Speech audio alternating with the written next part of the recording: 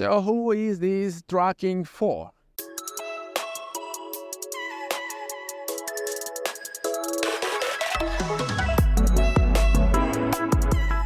Hello everybody, welcome back to the channel. Thomas Love here from beautiful Vancouver, British Columbia.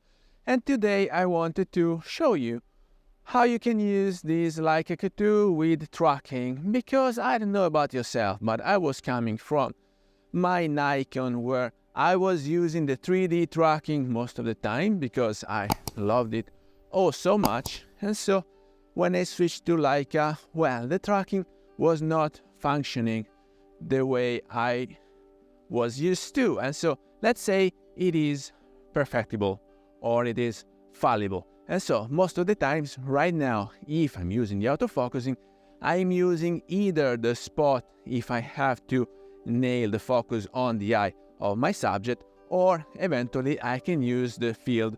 Why is that? Because with the field, it's still based on contrast autofocusing, but you can manage to enlarge or to shrink the field.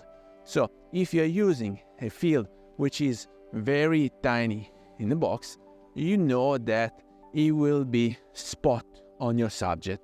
And so you basically use the field, you can move it, and you can use the axis to move it to the rule of thirds intersections. So even the framing, it's a good help. But with the tracking, the box is that big, you cannot manage to have it smaller. That would be a very great help, but you cannot. And so it's that big that you have to trust the camera and you don't really know if it falls on your subject or on the background. And so basically it is fallible, and it happened oh so many times that I was trusting and relying on the camera, but in the very end, then you go back home and you see that the contrast picked up some contrast in the background. Like right now in my DJI, I know that you guys are seeing the background very much in focus, while I'm not fully because this is an action cam, but this is a different thing. And so with the big box tracking, why would you use the tracking box if it's that big? Because maybe you have moving subjects, or because you're facing a situation when your subject is moving, you yourself are moving, or maybe because you want to keep track of that particular thing while you do reframing, which is of course a very good help if you have to reframe, but it is fallible. And so let's say that the hit rate would be far lower than any other autofocusing mechanism, such as the spot or the field, which I discussed. Now I will have a few examples here for you, but the other thing that I want to discuss is that if you're using the tracking, then you're more into a dynamic way of shooting. And so it's not really stills, it's not really a stills or a fishing or whatever other kind of shooting you are doing, because you keep going. And so in an era where the majority of the contents are recorded as videos, this is a good help, because it helps you just not to stay stuck into the vision that you had at that very moment. And so you keep seeing and you keep rolling and framing the world you are facing. And so just keep going with it, just keep going with the tracking.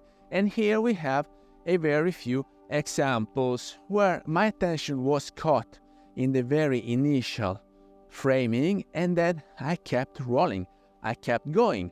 And so I found very other interesting situations just because I didn't stop myself at the very first framing that gathered my attention. And so this is another good technique if you're out there.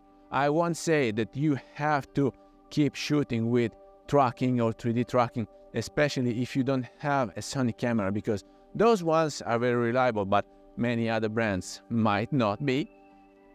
But just keep going. So keep looking at the world around yourself and see if you have other interesting scenes to be portrayed. And so with your street photography, you just basically go around, super cool, find for an inspiration that might come at the very moment you start shooting or even later on. So here I will show you a few examples from the very initial framing when you can use tracking for stills even if you zoom in, you see it's a very good and defined subject. Or other situations when you keep going and you keep shooting because you started following or tracking your subject at a certain moment, and then the situation all evolved into something else, which is eventually same intriguing as much as the initial one. So with that, I hope you got some value out of this video. If you did, please remember to like it, share it on your social media, subscribe to the channel so you won't miss any videos to come, and I guess I will see you later. Thank you. Bye bye.